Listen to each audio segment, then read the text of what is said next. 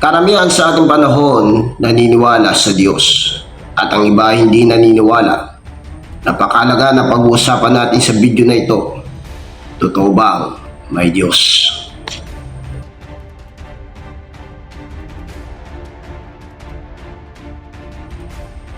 Karamihan sa mga tao na hindi naniniwala sa Diyos at sa creation, ito ang tinatawag na ateista. Ang ateista ay paniniwala talagang walang Diyos, isang posisyon na hindi napapatunayan. Ang agnostic ay paniniwala na imposible malaman o mapatunayan na mayroong Diyos. Ang salitang agnostic ay nangangahulugan ng kawalang kaalaman. May nakapagsabi ang sanlibutan ay nagmula sa isang malaking pagsabog na tinatawag na Big Bang Theory. Kung ang paniniwala ng isang tao ay nagmula ang sanlibutan sa Big Bang Theory, paano nagkaroon ng buhay ang mundo? Kaya ito ang paniniwala ng mga siyensya na ang mundo ay nagmula sa isang malaking pagsabog. Ngunit ito ay isang malaking kasinungalingan sapagkat ang kasagutan ay malalaman natin sa banal na kasulatan. Mababasa natin sa aklat ng Genesis chapter 1 verse 1 hanggang 3. Nang pasimula ay nilikha ng Diyos ang langit at lupa.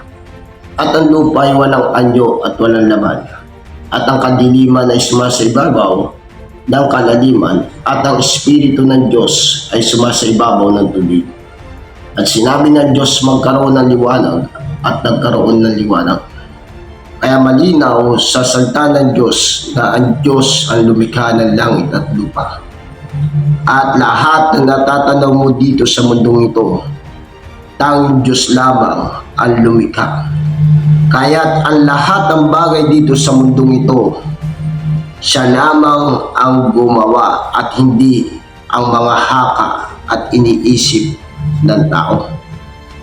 Maging ang buhay ng tao at ng mga nilalang dito sa lupa, ang Diyos lamang ang nagbigay buhay. Kung ang tatanungin natin kung saan nagmula ang Diyos at may pasimula ba ang Diyos, ang salita ng Diyos ang kasagutan. Book of Psalms chapter 93 verse 2. Ang luklukan mo'y natatag ng una, ika'y mula sa walang pasimula. Ibig sabihin nito, ang Diyos ay nariyan siya at siya ay walang hanggan. At ang Diyos ay Espiritu. John chapter 4 verse 24. Ang Diyos ay Espiritu at ang mga sa Kanya ay nagsisamba. Ay kinakailangan magsisamba sa Espiritu at katotohanan. Ang Diyos po ay Espiritu at siya'y walang pisikal na katawan.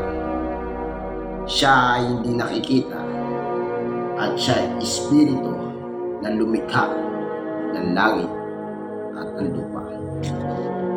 Kung hindi ka naniniwala na may Diyos na lumikha, ito ang magdidikta ng iyong kapalaran sa hinaharap, sa kaparasan, sapagkat hindi ka naniniwala sa buhay na Diyos na lumikha sa iyo. Ngunit kung maniniwala at mananampalataya ka na mayroong Diyos na lumikha, ito ang magdidikta sa iyo